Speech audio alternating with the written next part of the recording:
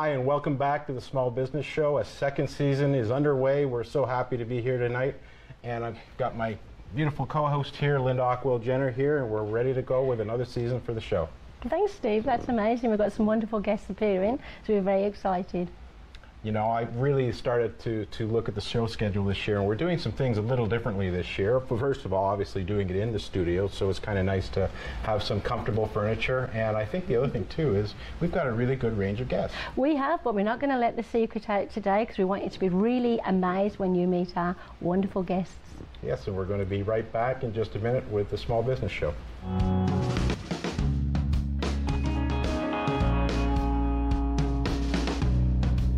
Welcome back to the Small Business Show. We're happy to have two of our first guests, and we're really excited a lot about immigrants coming from offshore. Is that there's such a work ethic that a lot of them do have a lot of success in starting their own businesses. I can think of a couple local companies that started very small and became very big. Right. So obviously you're in a home environment where you're learning about how to be productive, how to, you know, make time efficient decisions and really work and get a work ethic. That's right, and that was part of our heritage, working hard. And like I said, one of the first things we wanted to do was buy a home. So my dad bought a home early on, as soon as he got here. And when I was 19, I bought my very first house as well. Really? Well, I find that, you know, and I always hear that when I'm dealing with myself with some older clients, is that the house, you've got to buy it, you've got to own it. That's the first thing. Everything else is planned around that. That's right. Then you've got your nest egg established, and it is sort of the basis for how you can then build your own business. And is that how you ended up being in the business you're in today, because of your upbringing? And I think so. I think so. That got me into home ownership at a very young age. We don't see too many 19-year-olds buying a home. No. And so that got me right into it. And one of the first things I did when I got into the mortgage business was relating to new immigrants and having that understanding where they're coming from, and having an understanding of knowing how important it is to have a home. And that's what we find is a lot of immigrants, when they get here, that's one of the first things they want to do. So it's really, I can relate to that, and it gives me great pleasure to help them purchase a home and finance that venture. And how long have you been in business now? Over 30 years. Whoa, that is such an accomplishment. That is amazing. And it's quite the family business, isn't it? It is quite the family business. Yeah. Sure. Julie works alongside me, and she's my daughter, so it's where the family comes from. So Julie, how do you find coming and working with your mother? I mean, she must have taught you a lot of really good skills to do what you're doing. For sure. Again, I have to second her notions there by saying my parents definitely have a very strong work ethic, and my mother has certainly been a fantastic example of, you know, how to properly conduct business, and she's also taught me quite a bit about the mortgage industry. So she's been fantastic. And I guess, Julie, you work a lot with the young millennials, do you? I do, yes. So I do like to, well, I cater to, you know, any demographic, but obviously I do tend to work with first-time home buyers or the younger age demographic. With the new millennials and younger age demographic, we see a lot more online presence. A lot of people are doing researching, and doing applications and everything online. Oh, all online now. Online. Whereas I guess it used to always we'd come into the office, wouldn't we, Alison? Exactly. So that also kind of lends a hand to being more present and available, really, because we're really just a text message, a phone call, or an email away. We can do Skype appointments and everything like that. I guess that just sort of gives you an overall balance to your, the type of clients you work with. You're the wide spectrum, right? Exactly. I know there's a lot of community support programs for immigrants, and I've seen how you've given back and been involved in the community. So there's a strong brand there, certainly. No, certainly, and what we have the wide age demographics, and certainly more experienced investors that are looking to purchase a home as well. And Julie caters to the younger people, which they're, as she indicated, they're more into texting and emailing, whereas when we were buying, we were meeting face to face and into a bank, and times have really changed. Huge changes, really. And you've got the trust as well, because you are family, and it's not so easy, is it, to build trust in business? So because you're family, you trust each other, you work well together. Do you ever have like That's what I was wondering, you know? Come on, tell us. It's a family show. I guess it's only normal. That's in any workplace. You're going to have your differences, and you have to separate family from a workplace environment and be professional. So you make distinguishing business from family very important, right? Exactly. And you draw the lines, and some things don't cross the lines, because that can be a big impact on the family dynamic. And I'm sure that's the case with many family businesses.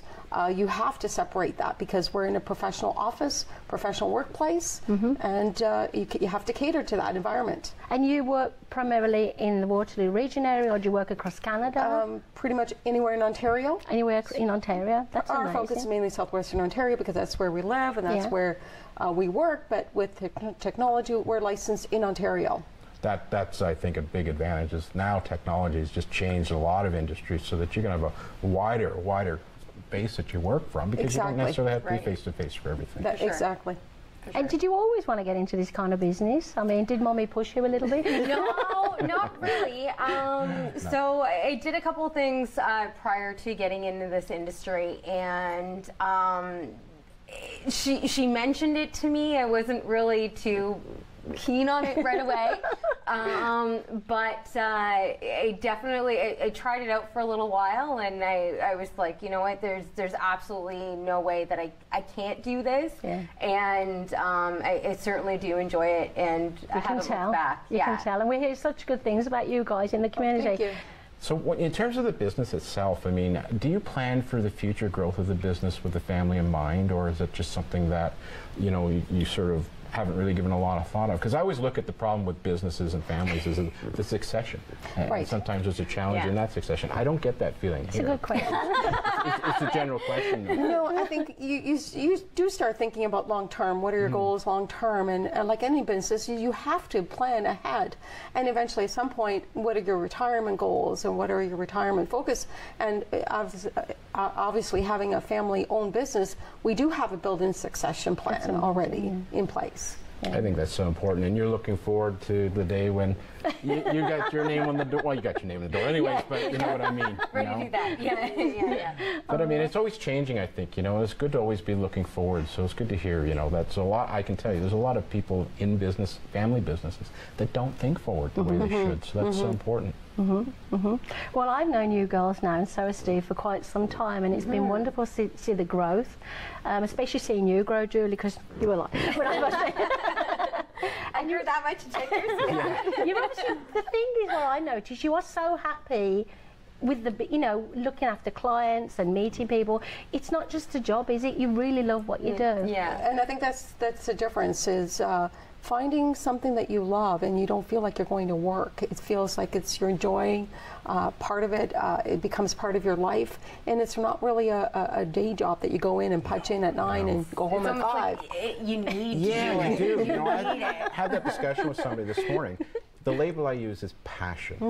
If you can get up every morning and you are really just out to get and start the day, and you love what you're doing, that's the best of both worlds, between family and business. And giving someone an opportunity to have a home ownership, there's a lot of pride in that, and that's huge. And being part of that, especially with first-time buyers, it's a great event. It's one of the largest purchases they're ever going to make in their life. So being a part of that is very rewarding and something that we love to do. That's definitely why you guys are growing in your success. I hope you switch off sometimes though and get some downtime. You don't work all the time, do you? Say no, Linda. Well, let's not go there. I know the pride of passion in being able to see somebody be in that house. I mean, that's what gets you going every day, right? That's right. I just think you're excited, but I think you're successful because you have that passion. And there's some people that, if you can't get that, then it's really hard to be successful. I don't want to deal with anybody who doesn't like the job and say, I'm just doing it for the money. And people know, and people are very smart, and they can really tell if you enjoy doing what you do. Would you give one tip to the viewers about, if they want to get into this kind of industry, how could they start? Call us. There you go. What a good idea, Julie. I think you need to have a good mentor, a mentor for a number of years to get you into it, show you the ropes, and have that relationship that someone's really going to take you alongside and help them along. Because so you can learn as you go. You're not really dumped in the deep end, are you? I know there's one mentor that you really like, and you and your husband have been down to California to actually see this guy, and he shared some of that information with me, and it's fantastic to have that kind of mentor, right? So that's right. You know, it's really been an opportunity for us to be able to get you on the show today. We really appreciate it. Talking about that story with respect to coming to Canada as immigrants and starting a business, and then Julie following along in the family business and sort of bringing that dynamic together in terms of the millennials and the mortgage business. But Alison and Julie, thank you very much for being the first people to come on our show for the new season. We're excited, and we'll be right back with the Small Business Show. Thanks, thank you. Thank you, guys.